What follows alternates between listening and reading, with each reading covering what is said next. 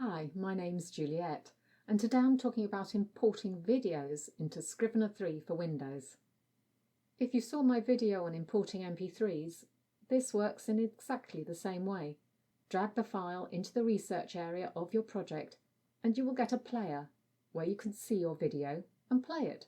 As with audio, if you can't play directly, you can use the arrow to open your computer's default player. I tried importing an MP4. It didn't play. I tried MOV. It didn't play. I tried MKV. It didn't play. All of these are what I use in the production of these videos, but a WMV file, which I rarely use, does play. It's what this file now is. I did find a mention of supported media formats in the manual, but it's a little vague.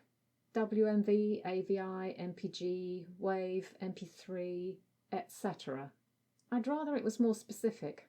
Etceteras are useful to no one in this context. So you might be able to play your video, but you might not, but at least you can keep a handy link to it. Alternatively, you could try converting the video to another format that is supported like I did with this one. And one final thing. You can, of course, play the video in one section and have your manuscript in the other, if you split the editor. Which means you can also use video for transcription. Thanks for watching, and if you've subscribed, I'll see you again next time.